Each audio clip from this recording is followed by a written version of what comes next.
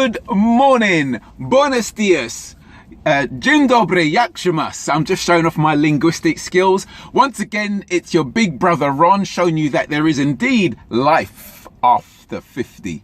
Anyway, today I want to talk about King Richez. King Richez, if you're watching this, your new format with, well, I don't know how new it is, but your format with the female callers. Great, absolutely fantastic, especially part 5. I was driving back from Leeds the other week. I think it was about a 4 hours drive. Your show kept me entertained. I tell you, at least 3, can't count, at least 3 of your callers, I could easily make individual YouTube videos, just and at least 3 of them, right? That's something I may contemplate for the future. Anyway, today I'm going to do something slightly different, being as it's the last day of this horrible year. This year, I'm sure we all agree that we won't be mourning the passing of this year, 2020. Wow, gee whiz. That's just a video in itself. But as well as leaving the link of the video that I'll be giving a feedback on, I'm going to be showing you clips of it, because the woman in question, she says black men. She didn't say a lot of black men or some black men. She said black men, which I know she probably doesn't mean this, but when you say that, it encompasses all, and I'm sure she doesn't mean all. But I'm here to speak on behalf of myself, so I'm not denying that there isn't any truth in what she says. Of course not. And I'm not gonna undermine her experience, because I have to respect her experience. And I'm going to touch on this about respecting people's experience as well. I respect her experience, and I'm not going to sort of rubbish it or deny it, but I'm here to speak on behalf of myself. Ron Sampson, I'm going to speak on behalf of me. And at the end of it, the point I'm making is, well, how many guys out there are like me? So that's the point of this video. How many guys out there are like me? Okay, so with no further ado, I shall show you the first clip of King Richez's video. I'm basically not going to date you. So I just think that that's something that black men didn't really fully realize until obviously that video came out, and then obviously your video. I feel like black men are only now starting to really see how white women truly feel about them. Like, you are the Birkin bag, you are fetishized. But I feel like for the longest time, black men didn't mind being fetishized. But I feel like it's starting to hurt feelings, realizing that, yeah, they don't really like you for you. They don't really like you for your personality. Do you see what I'm saying? They like you for what you represent. It's almost like a fashion statement. I feel like a lot of guys, they were shocked. That's why. Okay, so she says that black men are only now finding this out. My question is, which black men is she talking about? I.e., which age group is she talking about? Who is she referring to? See, this is where you got to be very careful in what you say. You know, if you got to be very specific of who you're talking about, because compared to you guys, I am a dinosaur at 57 years old. I mean, most of you guys watching YouTube are way younger than me. I mean, you know, my daughter's 36 years old. And so my daughter would be in the danger zone for you guys. So most of you guys, I think the age group we're looking at is what, late teens to mid 30s. I don't know what age group watches King Richez's channel, but I would put good money it's way younger than me. You know, I just enjoy watching this stuff. I find it mentally stimulating. I find it's a good bit of entertainment. Anyway, and plus, because I spend many hours alone by myself in a van, I don't really have many people to speak to. So this is a good sort of release for me, that I can actually speak my mind and talk, and you know, it keeps me sane. Anyway, so let's address her point. So black men are only finding this out. Now, I've mentioned this, and I mentioned this in my audiobook as well. I don't want to plug my audiobook too much, because this is not about promoting my audiobook that I'm looking to publish. Anyway, black people are not the only ones who's been affected by the transatlantic slave trade. Mentally, everyone else has, because they've been fed into the subliminal message that black people are inferior and black people at the bottom, whether they want to admit it or not. It's a concept that some people have an unconscious bias, and they may not even realize it. So hence, example, a white guy getting pissed off that a white woman's with a black guy is because he's been taught for all his life that he's better. And how could she go with someone who's less than me? How could she choose someone who's less than me, who's beneath me, when she should be with me? I'm just speculating, right? Obviously, this doesn't go for all but white guys. I'm just making a point here. So I'm aware of that. Now, in terms of the fetishization, okay, right. Ooh. Right. My story, when I was a teenager, especially when I was a teenager in my early 20s, I was battling with low self-esteem, lack of confidence, and I was spoke down to, I was underrated. So any woman who chose to be with me then, I classed myself as far from, was it, what bag did she say? Birkin bag? Far from a Birkin bag. Hell no. I was quite, back then, I was quite grateful for someone to be with me. So, and in terms of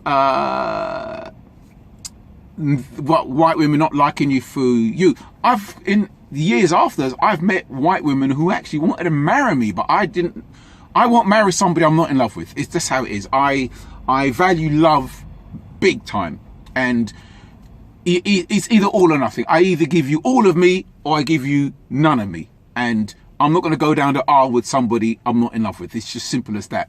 So the women who wanted to marry me,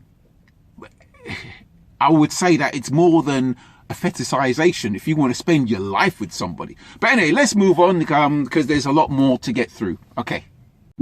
Is especially, look, as I keep saying, we're in white countries. Everything in these countries tell us that dark skin is bad, white is good. And dated out and that, and then he married a Nigerian girl, a dark-skinned Nigerian girl. What is her being dark-skinned got to do with it? Because just a minute ago I had Fiona talking about black girls being lighter skinned and getting preferential treatment. That's the only reason why I said that. I agree with that. I feel like colorism is so rife within our community. I don't know. I feel like it does stem from black men. Colorism does stem from black men. Like, I grew up, as much as I would consider myself a Londoner, I grew up on the outskirts of London. I grew up in Brighton, and I never knew the shade of my complexion in terms of dark, brown, light until I moved to London, where I was told for the first time that whole cliche thing is, oh, you're quite pretty for a dark skin. Do you see what I'm saying? And that was from a black man. So I really feel like black men do have a certain preference towards the lighter skinned female. And if I will say that I think that it is a thing. It is. Now, I would agree with King Richez that it is a thing, but I'm going to talk about that thing, Lauren Hill, that thing from a different point of view from the young lady. Right now, I'm not going to rubbish her experience. I respect her experience, because she is more qualified than anybody else to speak about her experience. In the same way, I am more qualified to speak than anybody else about my experience, and that's exactly what I'm going to talk about. Here's the irony. She says colorism stems from black men. Maybe it does, maybe it doesn't. But from my lived experience, I've only heard the word or the terminology, too black and ugly, come out the mouths of black women. I don't see, as I've stated in my audiobook. Now, if it was white women who was calling me too black and ugly, well, that would be no surprise, because you could argue and say, well, these people stem from a racist culture. Look at history. That's you could argue. I'm not that I believe that this applies to all. Of course not. Don't misquote me, but I'm just saying, if I wanted to be that way inclined, I could say, well, no, that's no surprise, because just look at how they are in historically, right? But I'm not that narrow-minded. However, the irony is, it's still, in my experience, that word, too black and ugly, has only come out the mouths of black women, especially when I was in my parents' island of Grenada, Guave, St. John's, in 1985. And if you were around then and you were in Guave, St. John's, and you see this video, yes, I'm naming and shaming you, and I will always do it every single opportunity I had, and it is in my audiobook. Believe me. Oh, trust me. I talk enough about that in my audiobook. Anyway, so and the thing that what I find really fascinating is whenever I bring this subject up, right, I get two reactions. Reaction number one, they either try to turn it around like as though it's my fault that I've been in contact with some unpleasant bitch. Or the next reaction is,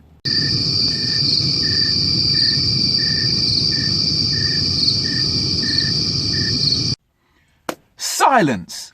Deafening silence. Especially when I point out, since my teenage years, here in the UK, I've received a warmer welcome from women outside of my race most of the time, not all the time. This does not include the black women I've dated. So, sister, if I've dated you, right, we've been intimate, this does not apply to you. You can leave the room. But apart from that, you know, even when I've worked on stage as an entertainer, right, when I performed in front of a black female audience, right, and I performed in front of a white female audience, I get much more cheers and adulation from a white female audience, except for when it comes to the, now I'm going to point something out here as well. There is an exception I have to point out, and I'm very careful of tarring everyone with the same brush. However, I have to say, when I perform to a African female party, and when I performed in their houses, when I say African, right, I'm Afro-Caribbean, I'm of African descent, but when I talk about African, I'll talk about pure bloods, because of the transatlantic slave trade, my blood isn't pure. It's mixed with Portuguese, white, so I am not a pure blood. So when I refer to a pure blood African, that's what I mean by the separation. In a kind of way, I class them as above myself, right? So when I perform to African ladies, however, the response has been a lot warmer than from my own Afro-Caribbean. That I have to point it out. I find them way more friendlier towards me, you know. But it is outside of that situation, apart from going into a hen party's house and doing a performance there. Outside that situation, when I'm in clubland, walking down the streets and supermarket, anytime I'm eyed up or smiled at, approached on the dance floor, 9 times out of 10, it's a non-black woman. No, the majority. I'm not saying it's like zero. I'm just saying the majority of us not thinking that, blood. The majority, I do agree with you. The majority of black men are more concerned with the arm candy and what that either white or light skin or mixed race girl represents to them, to the outside world. And then I think you're right. Black women are more concerned of what their child is going to look like. Maybe because of how. Okay, arm candy, right? Arm candy, light skin, white, and what she represents to the world. And I think there's a bit I didn't put in, but you could watch the video for yourself, where she says that black men feel an upgrade. The words to that effect, that they feel an upgrade when they're with a white woman. Excuse me. Now, okay, let me just address each point. For starters, I have about 7 preferences. When it comes to white women, my preference with white women, there's a certain type of white women I prefer to another sort. I.e., for example, Mediterranean-looking white women. or what I call dark Irish, like be raven, black hair, blue eyes, pale skin. That's my preference regards to white women, right? When it comes to black women, I'd say, now, I feel bad for this because then I fall into a stereotype. I have to say my preference with black women would be the red bone, the light skin. That doesn't mean I don't like dark skinned women, but in terms of talking about my preference, I do prefer a red bone. I do. My favorite type of black woman would be the red bone. If you're unfamiliar with what a red bone is, that would be the same color as Mike Tyson. So red bone, that'll be my favorite. Phoebe one. Nah, I'm not gonna go there. I'm not gonna go there. I'm not gonna go there. Phoebe one, if you're watching this, as those who are old enough to remember who Phoebe one is, but no, I've always had a soft pop for Phoebe ones. But anyway, we won't go there. We won't go there. I want to get myself in trouble. Okay, and then my other preference is like Latino women, Middle Eastern women, and South Asian women. So they're my preferences. Far East, take it or leave it. Anglo-Saxon, white blonde hair. I'm not really sort of blown away with them as such. I've been with them, but they're not on my romance list. And the Celtic princess with red hair and freckles. Again, I've had some good times. I've had some damn good times with the Celtic princess.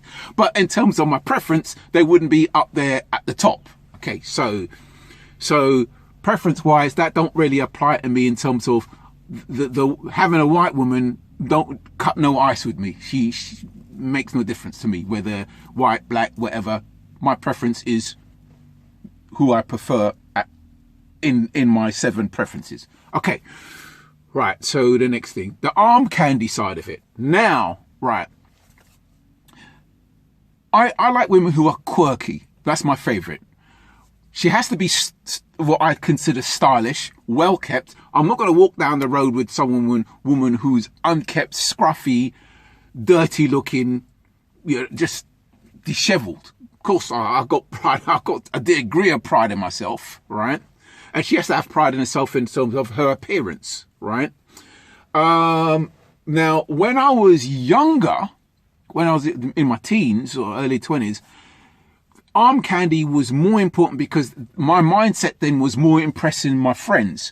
The impression I could give, I can pull a bad chick or whatever. Not that back then in my thirsty days, nice boy, blue pill days, I was getting a bad bitch as such, right? But that would have been my motivation to please others, right? But then as I got older, my value system changed because though I like what I like, at the end of the day, it's what is she bringing into my life? Is she going to make me happier? Is she going to be an addition to my life? That's kind of more important than impressing other people. Like I said, as long as she meets the standard of being presentable in public and she's not scruffy and she's not going to embarrass me as such, fine. The arm candy, that's as far as arm candy goes. As long as she's just reasonably presentable. And that's really it. So I think, once again, I think the young lady is talking to a younger age group because young bloods watching this, you are going to go through changes. The man you were at 18 is not going to be the same man you are at 30. And the man you are at 30, you're not going to be the same man at 50 plus. You really ain't. So I think she's talking to a younger age group. Oh, there you go. So King Richez. Oh, just before I go, there's only going to be one person on the planet who's going to know what I'm talking about. And that is, I am an actual idiot and you love it. Mwah. Anyway, other than that, King Richez, man, your channel is brilliant. Especially you brought it to the format with the female callers. I love it. Especially check out, if you haven't done so already, check out King Rich's channel on a Friday night when there's the female callers. Brilliant, brilliant, 10 out of 10. Thank you very much, and Happy New Year.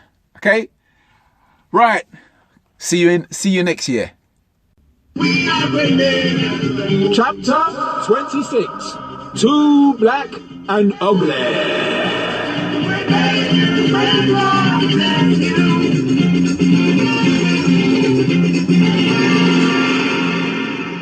Over the years, I have had numerous conversations about my experience on the dating scene. Some people were enlightened with my journey, while others were surprised and even shocked. But I have come across one group of people that I find not only arrogant, but I find them extremely annoying, because they feel that they are more qualified to speak on the subject than I am. They have the audacity to interpret my experience even though they wasn't there, and in some cases they try to spin it like as though it's a figment of my imagination.